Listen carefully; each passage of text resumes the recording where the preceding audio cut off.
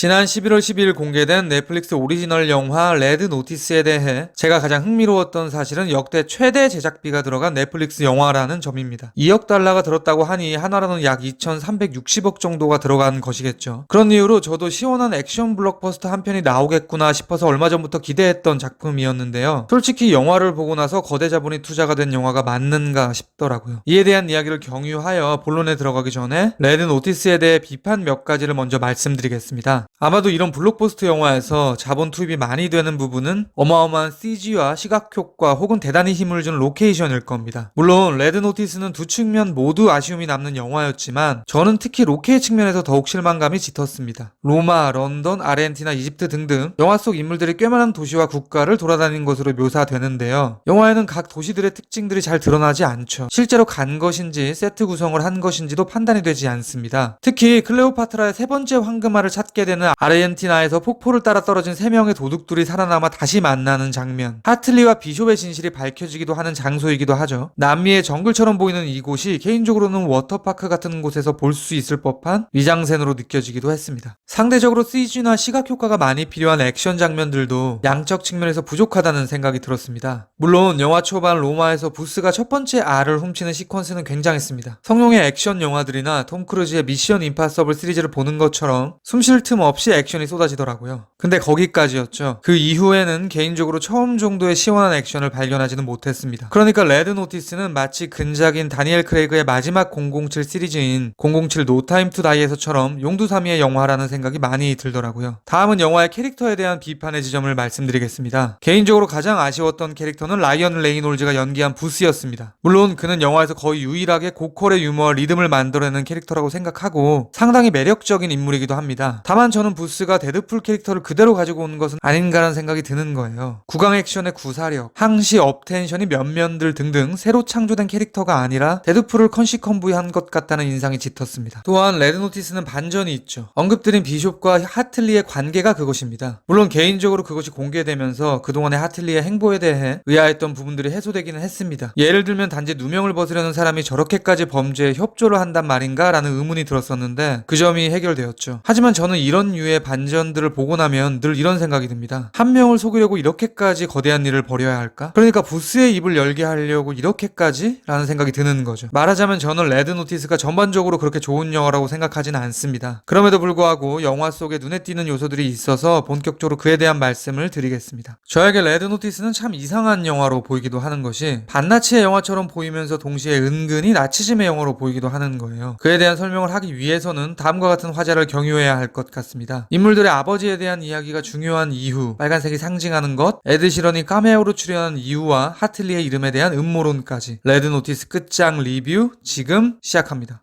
What's the plan, son of a...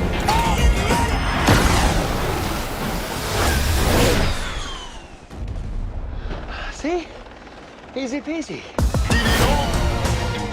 레드 노티스의 주요한 3명의 인물들은 모두 아버지에 대한 부정적인 이야기를 합니다. 부스는 어린 시절 아버지가 자신에게 손목시계를 훔쳤다는 혐의를 씌운 뒤 대화를 단절하기 시작했다고 말하죠. 그런데 그것은 아버지의 오해였고 그로 인해 그는 어린 시절 마음에 큰 상처를 입은 것으로 묘사됩니다. 하틀리도 기차에서 부스에게 아버지에 대한 이야기를 합니다. 자신의 아버지가 사기꾼이었는데 13살 이후로 아버지를 본 적이 없다고 말하죠. 비숍도 동일합니다. 그녀가 사무실에서 인터폴 측의 임무를 겁박할 때 이렇게 말합니다. 아버지 때문에 늘 승리하고 이겨야 되는 삶을 살아야 돼서 마음 편한 적이 없었다. 그러니까 이 3명의 인물들은 공통적으로 아버지에 대한 분노가 존재하는 인물들이고 그러한 아버지에 대한 부정이 현재의 자신들을 만들었다는 생각을 공유하고 있는 사람들인 거죠. 이들뿐만이 아니라 심지어 조직의 보스였던 소테 볼체도 연설에서 자신이 아버지를 찌른 칼에 대한 이야기를 합니다. 말하자면 레드 노티스는 아버지에 대한 시선이 곱지 않습니다. 사실 많은 영화들에서 아버지라는 존재는 사실상 윗세대를 의미하곤 합니다. 제가 보기에는 레드 노티스에서도 마찬가지로 보이는 거예요. 심지어 저는 그 대상이 2차 세계대전을 일으킨 전범인 나치로 특정 지을 수 있다고 생각합니다. 그에 대한 이유는 영화 속 적색을 경유해서 말씀드릴 수 있을 것 같습니다. 영화에는 제목처럼 빨간색이 지속적으로 반복되어 나타나죠. 기억나는 거 몇 가지만 말씀드리겠습니다. 영화의 도입부, 로마의 미술관에서 달아나는 부스가 자켓을 뒤집어 있는데요. 그 옷이 적색이죠. 또한 하틀리가 열감지 카메라로 보석알이 진품인지 여부를 확인할 때 그는 가품인 것을 확인하고는 이렇게 말합니다. 저게 진품이라면 청색이 아니라 적색을 내뿜어야 된다. 뿐만 아니라 소토 보체의 파티 파티장에서 비숍은 적색 드레스를 입고 있었고 영화의 끝자락 카이로의 결혼식장에는 빨간색 카펫이 깔려 있었죠. 반복은 결국 강조일 겁니다. 그러니까 레드 노티스는 빨간색의 의미 부여를 하는 영화로 보이는 거예요. 심지어 언급드렸듯 제가 보기에 그 적색은 결국 나치의 문장으로 수렴하는 것처럼 보입니다. 단순히 나치의 문양이 적색이기 때문이 아니라 영화 속 이야기적 맥락이 나치를 경유하고 있기 때문입니다. 이들이 찾아 헤매던 마지막 보석알은 나치의 잔당이 숨겨놓은 것이었고 그것은 부스의 아버지를 통해 단서를 얻게 된 것이죠.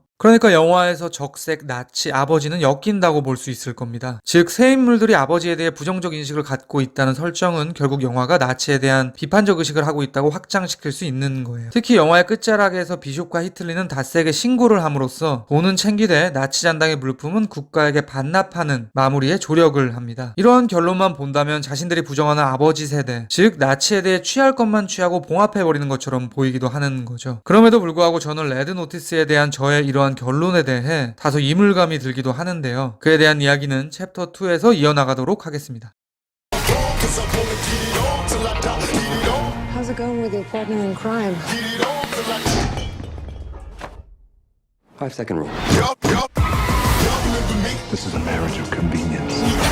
먼저 양해의 말씀을 드릴 것이 지금부터 하는 이야기는 완전히 저의 뇌피셜이고 심지어는 군데군데 음모론이 느껴질 무리한 요소들이 많습니다. 다만 이 모든 것은 한 개인의 생각일 뿐이니 혹시 동의가 되지 않으시더라도 인스턴트 식품처럼 가볍게 들어주시면 감사하겠습니다. 저는 언급드렸던 레드 노티스가 반나치 영화이면서 동시에 나치즘의 영화처럼 보이기도 합니다. 앞서 제가 새 인물들은 아버지에 대한 부정으로 지금의 자신들이 되었다고 말씀드렸는데요. 이것은 어떻게 보면 어쨌든 아버지 덕분에 전 세계 1, 2위를 다투는 미술품 도둑이 된 것이라 볼 수도 있을 겁니다. 물론 사회의 입장에서는 악이겠지만 개인의 입장에서는 엄청나게 부를 누리고 나름 인생을 즐기고 있는 거죠. 심지어 부스는 아버지에 대한 분노로 소목시계를 박살낸 것이고 그로 인해 지도를 얻게 되기도 했으니까요. 게다가 영화의 마지막에 그들의 적색 숲에서의 레드 노티스라는 도장이 찍히기도 합니다. 그러니까 나치를 상징하는 적색과 척을 지던 이들의 행보가 최종적으로 적화되어 끝나는 아이러니가 발생하는 거죠. 이 지점에서 저는 결국 이 영화는 빨간색을 지향하는 영화인가 라는 의심이 들기도 하더라고요. 이렇게 레드 노티스에 숨겨진 곳에 친나치적 요소가 있다는 관점에서 무리한 의견을 밀고 나가보겠습니다. 먼저 영화의 마지막 3명이 팀이 되어 팀워크를 시작하는 첫 장소는 프랑스 파리의 루브르입니다. 덩케르크 같은 영화에서 묘사되듯 프랑스는 2차 세계대전 당시 독일의 거대한 적군이었죠. 그러한 정체성이 있는 장소를 첫 타깃으로 잡는 것이 의미심장해 보이더라고요. 또한 카이로의 결혼식 장면에서 현시대 대단한 팝스타인 에드 시런이 카메오로 출연합니다. 저도 배드 헤빗이나 쉴버스 같은 노래 정말 좋아하는데요. 아무튼 에드 시런은 영국 출신의 가수죠. 영국 역시 덩케르크나 1917 같은 영화에서 그려지듯 세계대전 당시 독일과 대척점에 있던 국가였습니다. 그러니까 그 국가의 대표 가수가 인터폴에게 우스꽝스럽게 끌려나가는 굉장히 굴욕스러운 장면이 괜히 심상치 않게 느껴지기도 하는 거예요. 이렇게 의심을 밀고 나가다 보니 심지어 저는 하틀리라는 이름이 히틀러로 보이기까지 했습니다. 물론 이 모든 것은 음모론에 불과할 겁니다. 그럼에도 불구하고 문제를 삼지 않으면 문제가 되지 않고 문제를 삼으면 문제가 된다는 말처럼 그렇게 보려고 하니까 계속 그렇게 보게 되는 측면이 있더라고요. 저는 아직 로스 마샬 터버 감독의 영화를 레드 노티스 제외하고 단 한 편도 보지는 못했기 때문에 이분의 세계관이 어떤지 판단이 되지는 않지만 향후 몇 편을 더 만나다 보면 이런 저의 뇌피셜이 역시나 오류였는지 혹은 어느 정도 일리가 있는 것이었는지 감이 잡힐 것 같기도 합니다. 지금까지 레드 노티스에 대한 헐거운 리뷰였습니다. 들어주셔서 감사합니다.